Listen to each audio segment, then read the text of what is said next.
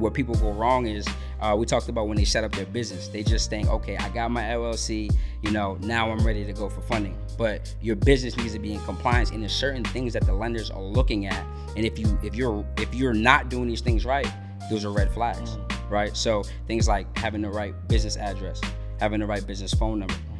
Do you have a Dun & Bradstreet number, EIN number, right? Are you in a high risk or low risk industry? So there's certain industries, like if I go in a bank and I say, hey, Darius been this credit repair company, I'm not getting any funding. You know what I'm saying? So those are some misconceptions that people have when it comes to going to get business funding. How you need to go. If you're a brand new LLC, you can get funded. You're probably not going to get as much as someone who's had their LLC 2 or 3 years just because it's brand new, right? Yeah. So one thing you can do is whoever you have relationships with on the personal side, who easier to go get business funding with than the person you already have a relationship with. They already see you have activity, you built a rapport with them. So whoever you're banking with, I would now go open up a business account, right? Then what we're gonna do is we can run something called a 50-50 play, which is essentially where what you're gonna do is drop some money in the checking, drop some money in your business savings, right? Let's do that for 3 or 4 weeks. If you got more money to play with, drop more money in them, right? Because again, it's just about building that rapport. Even before getting into all this, I always had a passion to help people. And that's been the thing. So my coaching business right now, we have over 400 students between our university and our mentorship program. And that's been, my biggest thing I'll go to in terms of impact and then income. But, we also have like a continuity offer. Like for people who can't afford to pay for credit repair, I got a free software that allows them to repair their own credit, and it's populated by artificial intelligence so that they don't even have to know what they're doing. It's gonna pull up their negative accounts. It's gonna literally plug and play. So when they click on the negative accounts, it's gonna populate the letters for them and allow them to send it off, or they can pay a couple extra dollars and get it sent off on their behalf. So that's been amazing as well. Hey, wait. I know you want to watch this next video, but listen, if you are an entrepreneur, business coach, business consultant, or a small business owner who has a story and wants to learn how to create multiple streams of income from your story, I need you to text me right now, my book, to 646-687-4152. That is my personal number. I have been an author for over 12 years. I've written 10 books. 4 of them have been bestsellers, and I've sold over 100,000 books. But I've also helped a lot of my clients take their expertise and put it into a story, then create multiple streams of income from that. So I want to help you do the same thing. So text my book to 646-687-4152. All right, let's go back to the video.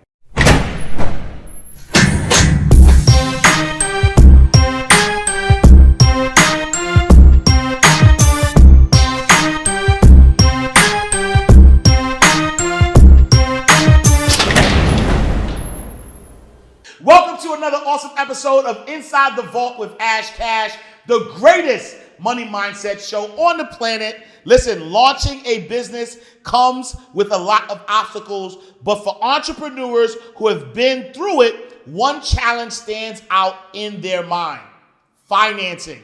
Traditional bank loans for small businesses have historically been hard to obtain, but recent market trends are making it even more difficult for new startups to get the funding that they deserve. That's where my next guest comes in, a business coach and consultant who helps people improve their credit and obtain $100K in funding in 90 days. Welcome, Darius Benders, who's going to help you get to the bag so you can take your business to the next level. What's up, brother? What's going on, man? How you, man? Good, man. Appreciate you having me on today. Man, it's my pleasure, man. I love talking about how to access other people's money, right? Because, as somebody who, grew up in an environment that I didn't really see entrepreneurs and have access to business owners, I would relate the personal ways to get money, right, and not know the business ways. And even as a former banker, I was a banker 15 years, as I started to learn all of the benefits of how a business could actually obtain funding, I was like, man, this is information that people don't really know. And so I'm glad that you're out here, you're teaching people how to get to the funding. And so we're going to talk about all of that. But before we get there, for those who don't know, who is Darius Benders? Yeah, so my name is Darius Benders, like my guy said. I'm from Boston, Mass. originally. I've been here in Georgia now for about 6 months. And we essentially what we do is we help entrepreneurs get their credit in order, get access to funding, and we give them direction on how they can use this money to be able to grow their businesses. Because, like you said, growing up, we weren't taught this information, right? No one told us how to get access to the funding, and a lot of times because we're not privy to the information, we struggle. Like 82% of small businesses are going to fail in the first 5 years. That's just a fact. And when you look at the number one reason, is due to lack of capital, whether it's starting capital or they run out of money to be able to grow. So that's a little bit about me. Yeah. So you were able to obtain $167,000 in 47 days. There's people out here who don't make that in a year, right? Right. Talk to us a little bit about that process. Absolutely. So what I did was essentially I went to a conference, and I was in the nightlife, right? So pandemic came and shut down, right? So I had to kind of figure out a plan, had to pivot. So I went to a conference out here in Georgia, and a lot of people talking about credit, trucking, Airbnb, all types of things. So I'm a networker. I get in rooms. I like to meet people. So I met one of my good friends, Mel, and we had just started exchanging value after that event. He was showing me the credit game, and then I was showing him what I was doing at the time, marketing. So in learning this, I realized this is the cheat code. Facts. This is what I need, because a lot of our problems, they come from the root of not having the capital. So, I improved my credit. I went out, I built my credit, and that's something I tell people: if you don't have credit, you can build it in as little as 30 days, literally. And then I just started going for funding, right? So, we start with, and I'm sure we'll get into it, but starting with like smaller banks, like credit unions, your community banks, your regional banks, and then forming your LLC, right? Most people, they get an LLC and they think, okay, where's the money at? But no, your business has to actually be set up and structured the right way. So once we did that, we tapped into the business funding banks, and a lot of 0% interest funding, which is great, because when you're starting a new business, a lot of times we're trying to figure it out, right? Well, there's gonna be bumps and bruises. So when you have business credit cards that have 0% introductory period, now you can take this and you have less pressure, because you don't have to pay it all back in 30 days or 60 days. You have some time. So that's how I went out and got some funding. Yeah. And so let's peel back some layers a little bit, right? Yep. Because there are a lot of financial gurus and people who teach finance who kind of strongly emphasize against using debt or using credit. And so somebody who's listening right now might hear you like, oh yeah, you can get funding. But they're so afraid of debt. They're so afraid of using credit that they don't even take that step to borrow. They look for, this is the number one question I get, is like when somebody starts a business, they're like, yo, how can I get access to grants? Like they're looking for like free money, which is good though. There's nothing wrong with grants, but they're like afraid of credit. Why is using credit to fund your business a good idea? And how do you use credit in a way where you're not just getting into debt, but you're actually building from it? Yeah. Makes sense. So I always say, that's a good question, right? So I like to give examples, right? I say success leaves clues. So you look at all the biggest businesses, all your favorite entrepreneurs, they all using debt. We talk about even Elon Musk, right? He bought Twitter. 40% of the money he used was from the banks, right? You talk about Wells Fargo, you talk about Walmart. All these businesses started from leveraging debt. So there's good debt and there's bad debt. But when you use debt that's on the business side, it's a great thing, because one, it doesn't report to the personal side. So you don't have to worry about your DTI, being out of whack or being too high. And essentially you think about it like they're giving you essentially free money. Like let's say you want to go, I want to write a book. I want to learn how to write a book. Yeah. I go get some business funding. Yeah. I could pay my guy Ash. He could tell me how to create a book, how to sell it, how to do all these things. And I have 12 months before any interest starts accruing. So why would I not take advantage of that? Because what I'm doing is, and I tell people, when you get funding, first thing you should do is go get what I like to call the fast pass. So you find a mentor. It's a lot easier route. I like to compare it to having like a GPS, right? If I said I want to know how to sell, why am I going to try to sell books on my own if I don't know what I'm doing? I've never done it. I don't have family who's done it. I don't have friends who've done it. Yeah. So the key is, when you get this funding, make sure you have a plan. That's first and foremost, and then go get the fast pass so that you can have the plan. Yeah, no, I love it. And one of the things that you said that I don't want people to miss is that going and using funding allows you to use the funding on the business side, right? So that your DTI, which is debt to income ratio, stays low, right? And I think that's important to know, because a lot of people that they try to use their personal credit. If they're using their personal credit, all that debt is going to stay on that personal side. Yep. So now when they want to buy things like a personal home, or if they want to do things that they can only do on their personal credit, then they're going to have such a high DTI, debt to income ratio, that they're not going to get approved, even if they could afford it. Absolutely. But if they do get business funding, then that business or that funding is not carried on my personal social security number. Right. It's actually held by the LLC, which is its own entity. So that way the debt to income ratio is it doesn't even exist on a personal side. And so would you suggest that for let's say somebody has a 9-to-5 and they're transitioning, or they have a side hustle?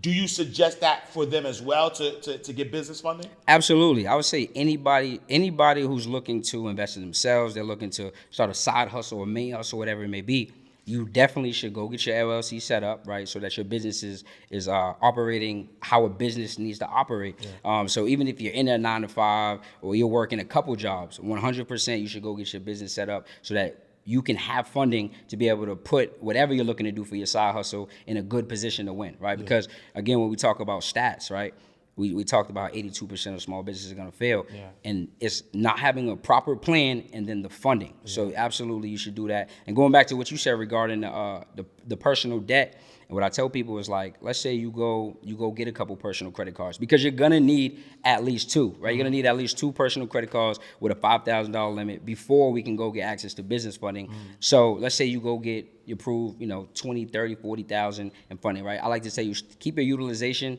under 15% so you don't feel stuck in a rut, especially if you're an entrepreneur, because the worst thing you can do, go get a lot of personal funding, you go use that to grow your business, and something go wrong in the business, now you're stuck with high utilization, trying to figure out how you can dig out of that hole. Yep. No, I love it. And then, like, one of the things you mentioned, which I want to go back to too, you said at least having 2 personal credit cards.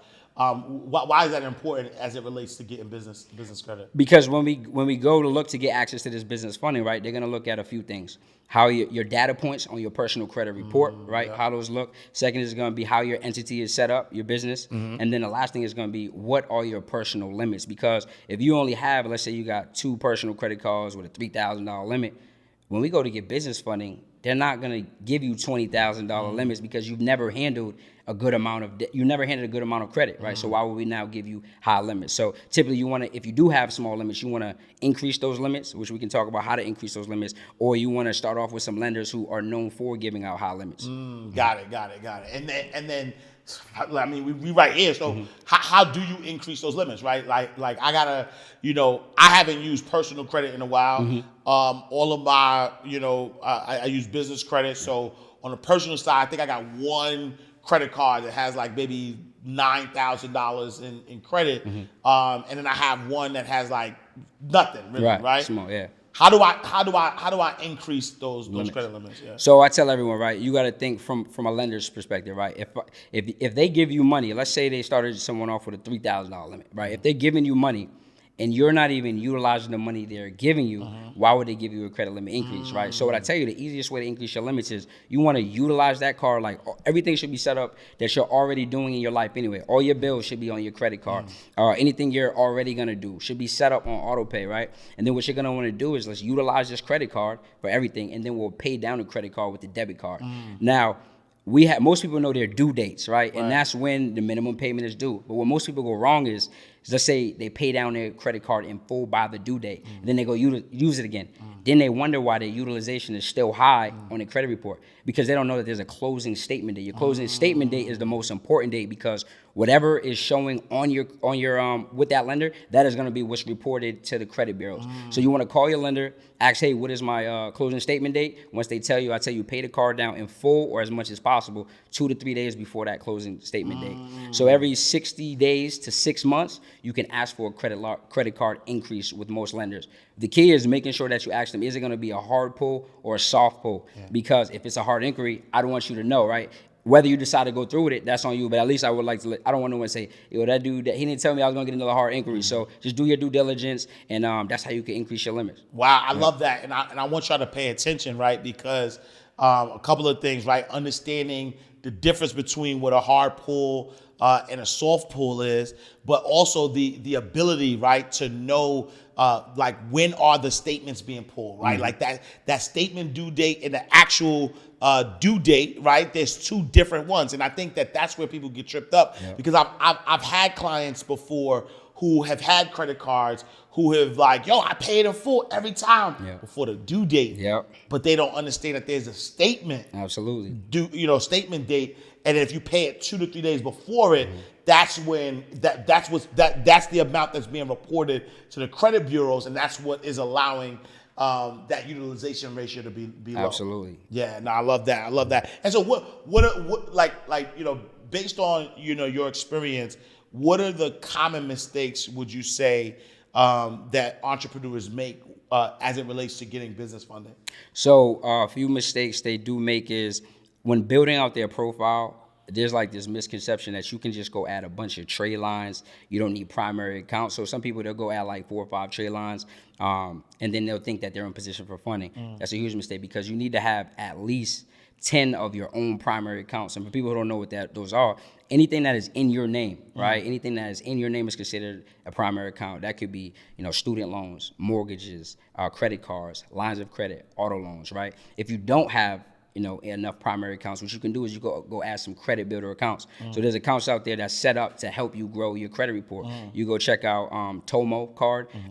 It's a card that you can apply for. It's not an inquiry, so it's not going to affect you, but it's going to help you build your credit. You can go check out the extra debit card, same thing. You can go check out Self, Kickoff, Rent Reporter, Rental Karma. All these accounts are gonna help you build out. So you can literally do this today, and then within 30 days, you'll have the number of accounts that you need to be in position.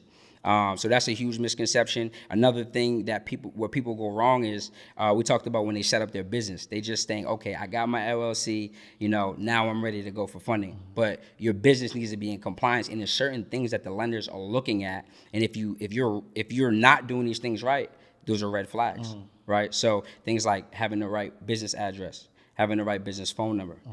Do you have a Dun & Bradstreet number, EIN number, right? Are you in a high risk or low risk industry? So there's certain industries, like if I go in a bank and I say, hey, Darius been this credit repair company. I'm not getting any funding. You know what I'm saying? So those are some misconceptions that people have when it comes to going to get business funding, how you need to look.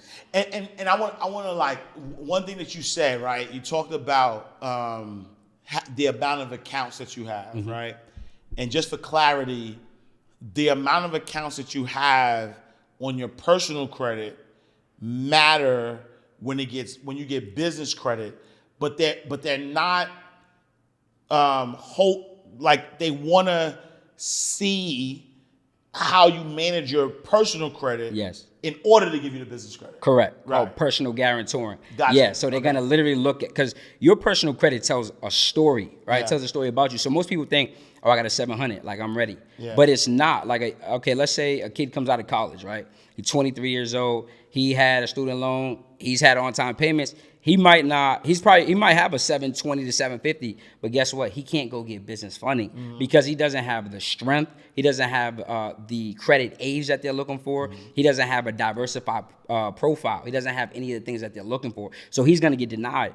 And I get people who come, they might have a 695 and they can go get approved for a lot of money because they meet those data points like the number of accounts. We talked about having 10, at least 4.5, 5 years of credit history, right? Having no derogatories, having no late payments. They might have utilization that's maybe a little higher than the lenders would like, but if they had credit for 6 or 7 years, they've always been known to pay their bills on time, they can go get some funding versus the person who has a 750 but doesn't have the strength. So yeah.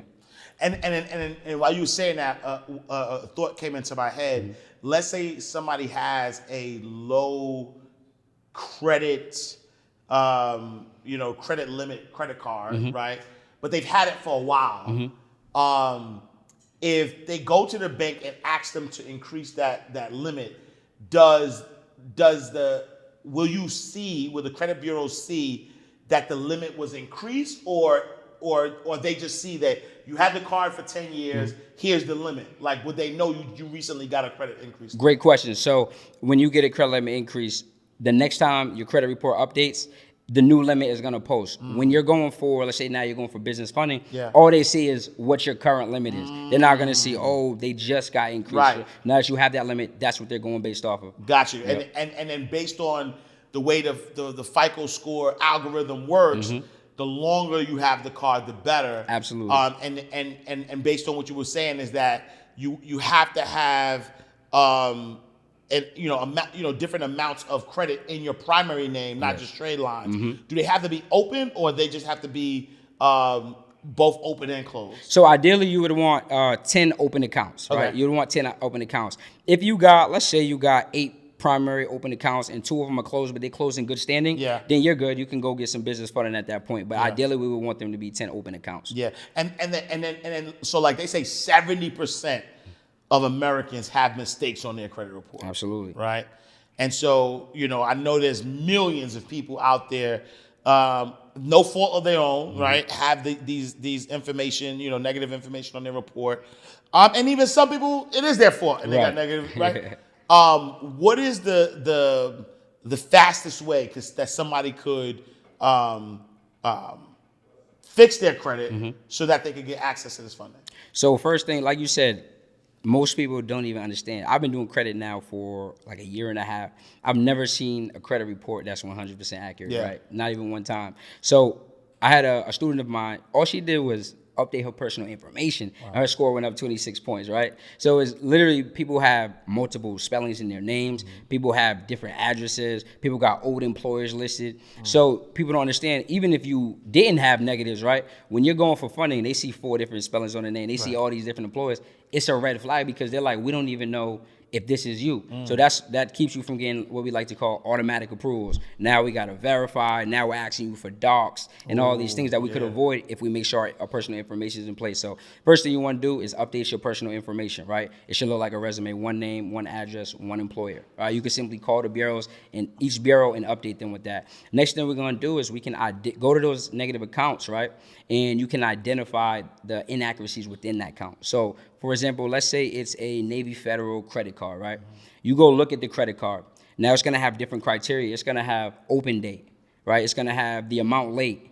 It's going to have how late was it, if it was 30 days, 60 days, 90 days. So if you look across all 3 bureaus and they are not all 100% and entirely accurate, then that account must go by law, right? It's the FCRA, the Fair Credit Reporting Act. So those are some ways that you can check your credit report, and those are some ways that you can dispute any negatives that you have so that we can be able to get in position to now get funding. Nah, I love it. And then now, right, so now you've done all of that. You got your credit where it need to go. You get your funding, or what, like give us some plays on, you mentioned them slightly, like credit union, things of that nature. Like what's the first step for somebody, right? So they got their credit together. They got their business together, right? So like you said, LLC, Dun & Bradstreet number, EIN number, a business telephone number, business email address, business address, right?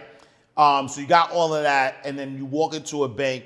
What could how much could a person expect to be, to get from that? That's a great question. So it depends on a few factors. If you're a brand new LLC, you can get funded. You're probably not going to get as much as someone who's had that LLC 2 or 3 years, just because it's brand new, right? Yeah. So one thing you can do is whoever you have relationships with on the personal side, who easier to go get business funding with than the person you already have a relationship with. They already see you have activity. You've built a rapport with them. So whoever you're banking with, I would now go open up a business account, right? Then what we're going to do is we can run something called a 50-50 play, which is essentially where what you're going to do is drop some money in the checking, drop some money in your business savings, right? Let's do that for 3 or 4 weeks. If you got more money to play with, drop more money in them, right? Because again, it's just about building that rapport. Now, on let's say day 31, we can apply for that business credit card.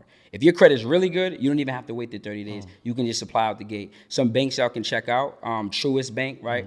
They have 2 business credit cards, 0% interest, one 0% interest, 9 months, one is 0% interest, 12 months, right?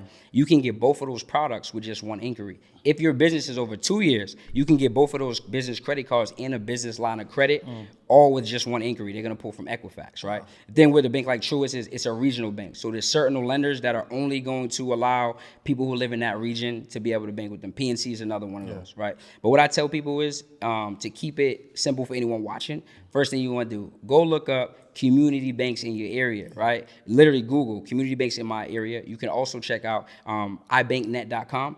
And what it does is it breaks down by state what lenders are giving out the most money based on activity, right? We think of deposits, assets, because the way banks make money, as we know, is they lend out money, they charge interest, right? So what we want to do is see who's giving out the most, who has the most activity, and those are the banks we're gonna want to go build with. And then just understanding what they're looking for. Again, we talked about what not to say. When I walk in the bank, don't ever say you do something like credit repair. Don't say you're in trucking.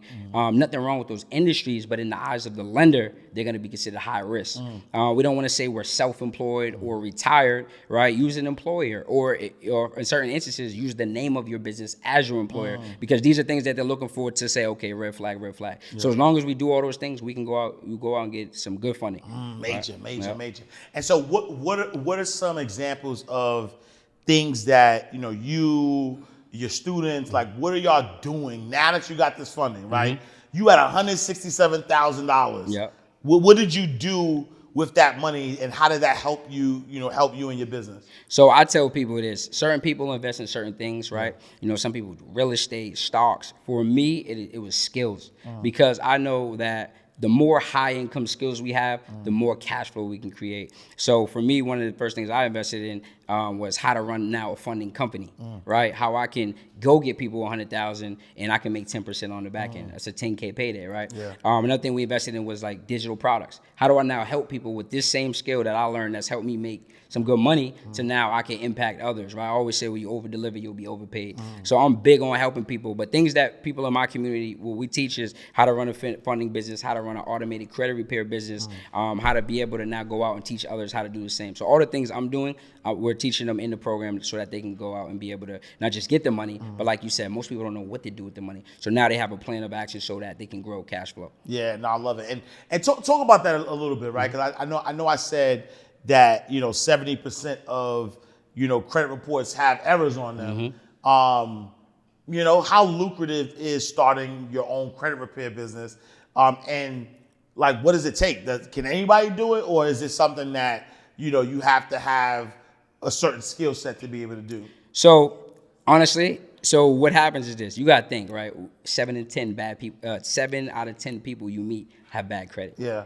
So you got to think easy business to market. Right. Even if, God forbid, you don't have an online presence, you could literally probably go in your group chat and find people who need their credit fixed. Nice. So once you learn the skill, right, which you can learn from someone who's done it, right? We talked about learning the thing that you're looking to do from somebody. Once you learn it, what we can do is you can start off doing it. But what I tell people, the easiest way to do it is having it somewhat automated. So hire you a team, let them duplicate your process, right? You can go get a team of even VAs, virtual assistants, duplicate your process. That way you don't have to be so hands-on, because as you're scaling the credit repair business, let's say the first 10 clients, 20 clients you're doing on your own, it could be a lot. It could be time consuming. And we know as business owners, time freedom or focusing on the things that produce you high income, right, is what you want to be focused on. So, so you could start off doing it on your own, hire some people, train them on how to do it, and it's something that anyone can do. Yep, got it. And then now, so like, you got the funding, you got people investing in the credit repair business, and they're making that cash flow. What has been the vehicle for you that has worked the best from a wealth building perspective? Like you looking at, all right, I want to solidify my wealth, I want to create, residual income. What's your go-to wealth strategy? So for me personally, it's been like helping people. People is, even before getting into all this, I always had a passion to help people.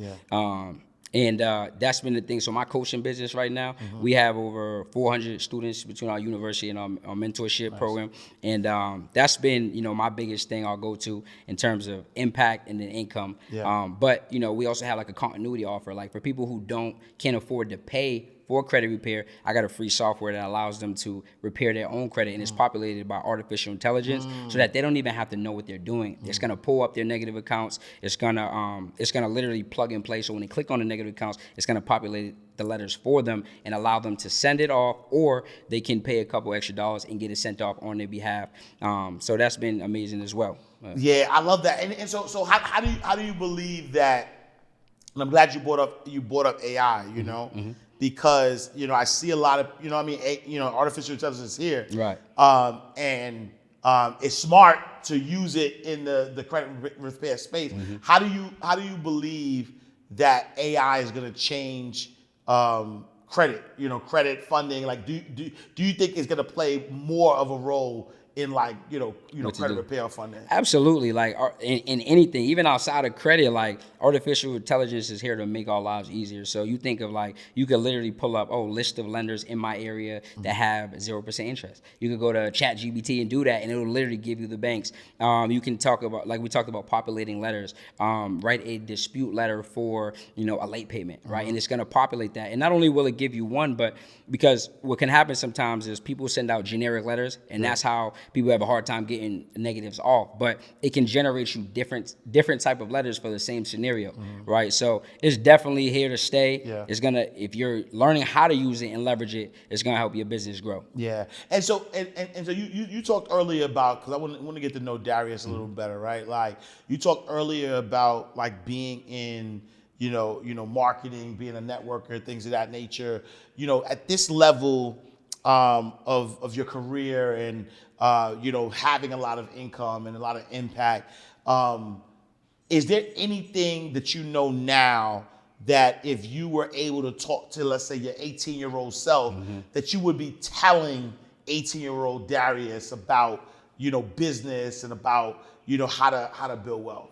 Absolutely. If I was talking to my 18-year-old self, the thing I would have told me was, don't listen to people who aren't where you're looking to be, right? I think so many times the problem is, like, growing up, like, we're all in the same environment. I'm from the neighborhood, so everyone's like, when I talk about like investing in yourself, like paying for mentorship, that's like, why would you do that? Facts. But if I knew what I knew now, I would have took any money. I would have worked the job just to be able to pay someone to get the answers, because it's just a fast pass, and it's a situation where you really can't go wrong, right? If you've already done the thing I'm looking to do, how can I go wrong if I'm following your blueprint? And I think so many times people want to hold on to the money because they have a scarcity mindset, right? But what I learned is the more you let go the money, of course, putting it into the right things, the more the money comes back. So that's definitely what I would tell my 18-year-old self: invest in skills, invest in mentorship. Yeah, that's good, because I think that, and I think it's tough though, right? I think it's tough in our community because, I think we're taught that school is the way, right? So we're willing to, which is, and no disrespect to people who go to school, but a lot of the people that I know that go to school and follow sort of like that traditional way are struggling, right? So they go to school, they get a degree, they can't find a job in what they just got a degree in, so they pay more money for another degree to also not have a job in what they just paid money for, and then and then that cycle continues. But then when you think about somebody paying $40,000, $50,000, $100,000 even one shot for self-education, it scares them. Right. You know what I'm saying? It scares them because they've never done that before. And then they're skeptical about it. They don't know what to do. But at the end of the day, like you said, paying for that mentorship, paying for getting in the room and having access, really kind of like exponentially kind of grows your business. What happens, right? So I've seen, I know, just going back to the funding for a second, I've seen when people use their personal credit to apply for business credit, sometimes that hard inquiry is there. Are there any like tips or tricks to kind of not allow those inquiries to affect on the personal side when they apply for business credit? So you can literally remove any inquiries that you get when you're applying for business funding. And the reason being is because, again, it's a business product, so it should not be reporting on your personal credit. So what you can do is you can literally send in a letter of deletion to remove those inquiries, because it should not be reporting there. You don't even have to, it's not even a hack, any like crazy gem. Literally just send in the letter of deletion and say, I need these inquiries removed. Then once you do that, you can go run more business funding plays, because now that those inquiries aren't showing. And that account is not gonna report on your personal credit. So it's not gonna be like, oh, your debt to income ratio went up. So just get rid of the inquiries and go run some more plays. So just so I can understand, right? So if I got I apply for American Express card. Mm-hmm. American Express runs my personal credit. Mm-hmm. They give me the actual card, Mm-hmm. and now I have that. I look up my credit, Yes. and I see I don't see nothing. I don't see the American Express card on my personal Mm-hmm. because I got it approved on my business side. But I still see the inquiry. Yep. I could call the credit bureau Yes. and say, please delete this. And it's I'm not doing nothing illegal, Nope. of that, right? Nothing at all. You don't even have to call. You just send in a letter of deletion and list that inquiry that's there. And then for a reason why, because this inquiry should not be reporting by law. And then they take it off. They take it off. And then now if it's off, now I could go apply for Chase. Yes. Chase gives me, and I can perfectly do that. Absolutely. Wow. Perfectly fine. And then there's certain lenders like GM Marcus Business Credit Card, they're not even going to give you an inquiry when you apply for their business credit card. So that's a play y'all can run if y'all want to avoid inquiries because you're in a rush or you're looking to not get another inquiry even temporarily. Yeah, yeah. Nah, I love it. And so what's the biggest, pushback, right? Like working with clients or trying to get people to get big business funding. What's the biggest pushback you've seen or you've been getting? So the biggest thing I get is people thinking they're ready for funding and then not being ready. And then when you tell people they're not in position yet, sometimes they'll cop an attitude. But it's just really, it comes down to data points. Like I'll tell people, hey, yes, you have the score, but you don't meet the criteria. So you got to do X, Y, and Z. And a lot of times what I get is people come for funding, they come like, I want it right now, right? When I tell some people, hey, it might take you a couple weeks, it might take you 2 or 3 months, but we can get you there, but you got to be patient, right? Because most people operate in desperate times. So, I got this idea, they want to go from idea to funding right now, when typically, no, sometimes it's a process. So that's been the biggest pushback I get. And yeah, go ahead. No, and then people, like you said, some people be skeptical, right? Because we just weren't privy to the information. So. Got it. And so talk about like your program, right? 'Cause you have a university that you run. Talk about the university and what type of success you've been seeing for some of your students. Absolutely. So our university, like I said, we teach you A through Z, the whole financial literacy game, specifically credit, how to fix your credit, how to build out your credit, how to set up your business, and how to apply for funding. Because on top of those things we just talked about, there's certain things that they're looking for on applications and how you look, that's going to dictate whether you get approved or whether you don't and for how much you get approved. So we go through all that. We do a live coaching call every month, and then we have a community. And the community is super dope because I love to see when, like, we got students in there who, they only been in the program like 60 days, and now they coaching others. Like, people asking questions. They in there before I could even get in there. No, you need to do this. This worked for me. And then we do a mastermind, a 2-day mastermind every quarter. So we actually have our next one coming up this weekend. But in the last one, it was dope to hear, like, testimonials. Like, one of our students, Stephanie, she got over $220,000 in funding. And she runs, like, a family business. So it's dope because she talked about how, it changed their lives. Another one of our students, Damir, he has $125,000 of funding. So we got a lot of people that's getting funded, and it's just exciting. We got some people who's now making $8,000 a month in their credit repair business. So it's just dope to see. Wow. And where you are right now, did you envision this? Did you ever envision yourself being at this level of success? So I always said I knew I would be successful. I didn't know how at times. I didn't know how soon, but I always knew I would be. So I'm just shocked at, the things that we've been able to accomplish in the past 9 months, because like I tell people, literally your life could change in, I used to say a year, but now it could change in less than a year. But it's two things: it's information and execution. And I stress that all the time. Like, your execution level, we can't always coach that, right? You gotta have that in you, or you gotta find a way to get it. But the information gap in our communities is the thing that holds us back. Like you said, people will pay $40,000, $50,000 to go get a traditional education. You come out, maybe you're making $40,000, $50,000 at your job. After taxes, you're struggling. But you could go get into a program. It could be $997, $4, even $5,000, a fraction of the price, and you can learn one high income skill that could change your whole life. So I didn't know when, but I did always know we'd be. And what was your background like? Like, did you come from a rich family? Did you have you graduated magna cum laude? Nah, none of that. It's crazy, bro, because I almost didn't get to walk at my high school graduation. So now, people in high school, they hit me up like, Like, yo, you teaching financial literacy. This is crazy to see because, like, I remember you were struggling because traditional school wasn't my thing. Yeah. I don't know if I just wasn't interested or what it was, but no, I came up. It was me and my mom. I had my dad in my life. We're still tight as hell. And I did go to college. I graduated from University of Maine. Not cum laude. I played football though. So that was a lot of the reason I went to college. And then I came home. I tried like 7 jobs that first year. I was doing Uber, Caviar, front desk at LA Fitness, selling solar panels, walking the streets in the snow. So yeah, it was definitely a roller coaster ride getting here. The last business I had was in the nightlife industry, throwing parties. And I moved to Atlanta 6 months ago, and yeah, just started just locking in on this one thing. One thing. I say one thing. Most people, we try 2 or 3 or 5 things because we all feel we're so multifaceted or multi-talented, which we are. But if you could just focus on one skill, lock in on that one thing, you're gonna get there a lot faster. Yeah, that's what I learned. Yeah. And then what does the future look like for Darius? Like when you ultimately, as you're continuing to build your university, you're helping people get funding, you have this strong impact. You're making good money.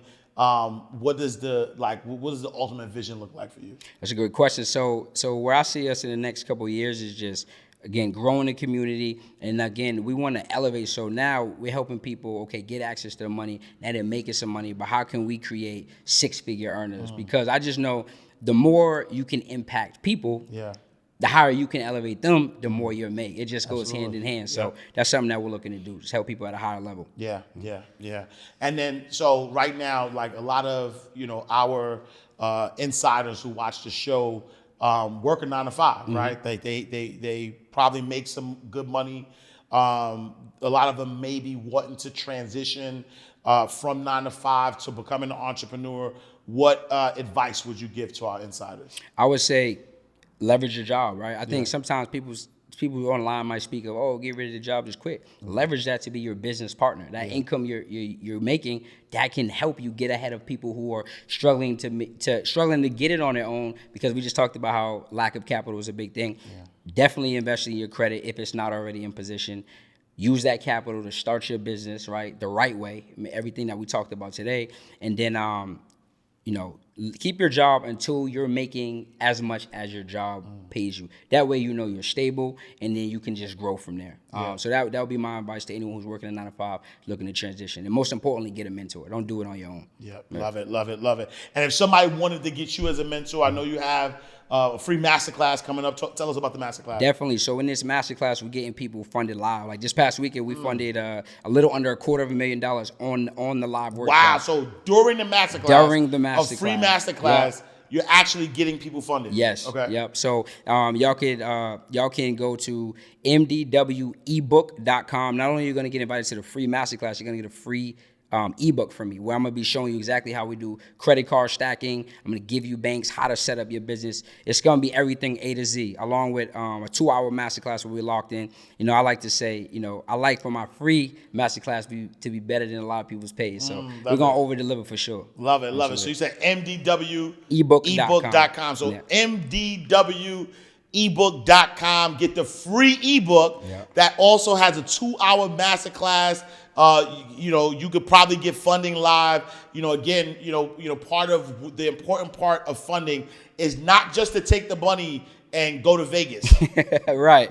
That part. You get the money, but the goal is so that you can start a business, buy an income producing asset, and that asset can pay off that card. Like, it's not like business funding does not mean free money. Absolutely not. You know what I'm saying? Because I want people to know that just because you could get the funding, you still got to pay it back. Yes. But again, if you do it the right way, because businesses are failing because of lack of access to capital, if you take that capital and then you put it in the right vehicles, then you can start building wealth. 100%. All right, my brother Darius Benders is in the building.